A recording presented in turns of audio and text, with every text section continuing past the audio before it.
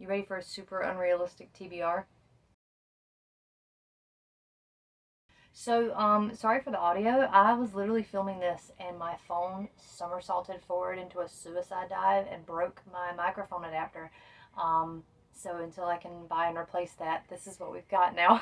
I'm coming at you live from the floor of our 1976 pop-up camper that we rebuilt. So, like, technically it's a 2022 to 23 pop-up camper because we rebuilt it. There's not a lot original in here, but we built it with the like specs from the camper that existed before it. Very ship of Theseus of us. But anyway, I'm coming at you from here because we're gonna be camping in it next weekend. We're gonna go to a local lake, Lake Jordan, and stay on a campground and have like a day trip to the lake. And just kind of experiment. We've never gone that far with this camper. We only have ever really been to his father's house, like in the backyard in the field. So this will be the first time we actually take it to a real campground. And a friend of ours is coming and staying in a tent. We may have another friend coming as well, so it's going to be a big like crew of us together. So that's why I say this is unrealistic, because this is a small stag. It's not a very big TBR, but it's a very big TBR for like people being around. I think I also might have a book on my Kindle that I was going to bring and read because I'd rather read on my Kindle out in the bright sun, but like we're gonna see. I know I have the horror, and I may read that because it's relatively short and I like kind of a spooky thing for a vacation read. But there's another one I feel like I downloaded that's pretty camp appropriate. That's what I tried to find here. I tried to find like summer camp and camping appropriate books, but like let me just show you what I got. Actually, the first book is not even about camping, but the vibes felt good. It's Dead Flip by Sarah Farzan. Yeah, Farzan. And it takes place in 1992. This group of kids, their friend goes missing when they're young, and then a couple years later they randomly show back up. But it's giving Stranger Things. My camera is conspiring against me, I swear to God. If I would just get an actual camera and not use my phone, this wouldn't happen. But because my microphone camera app doesn't save to my SD card, it was like, hey, you have low storage space in your phone. I'm like, I know. Anyway, this is the first book on my read. This is not about camp, but it gives the vibes I wanted. I miss like Stranger Things summer, and I know some people are like, oh, that was so cringy. Like, no, it wasn't. I mean specifically like 2016 Stranger Things summer. That's right, when the first season came out, and that was all I could think about. Every time it's come out since, all I could think about. But I think this will be a really good one. It's relatively short. I think the vibes are going to be good for like summer slasher kind of thing. I'm thinking about doing a video about that, like doing books that are kind of like for a slasher summer. Everybody's like, oh, I want a slasher summer. First of all, no, you don't. You want the aesthetics of like 70s to 90s summer camp. You just like, you want a murderer. Like, I like Scream and I like Halloween and all that, but like, let's be realistic about what we're actually asking for. Anyway, this gives slasher summer to me.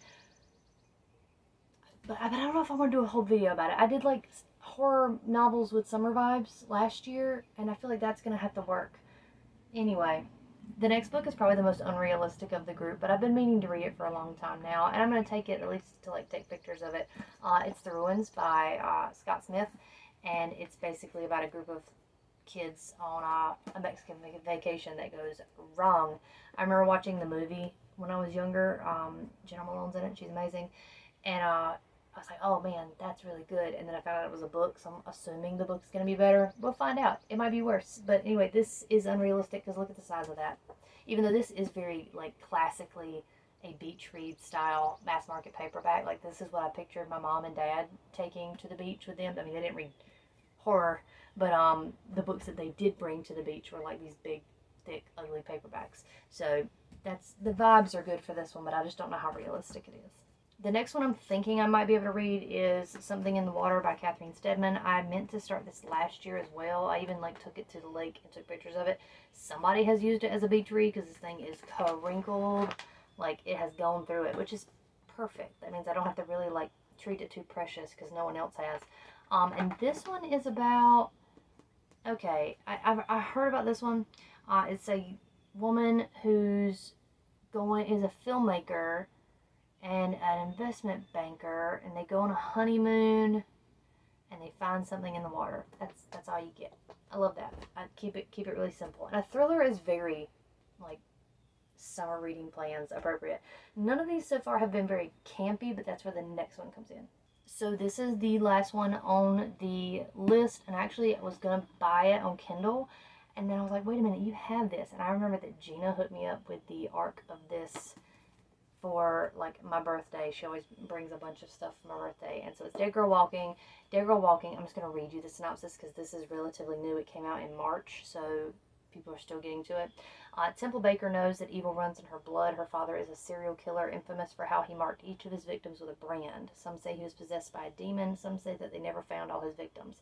Some say that even though he's now behind bars, people are still dying in the woods. And despite everything, Temple never believed that her dad killed her mom, but when he insists that he did, she has no choice but to return to his old hunting grounds to see if she can find a body to prove it.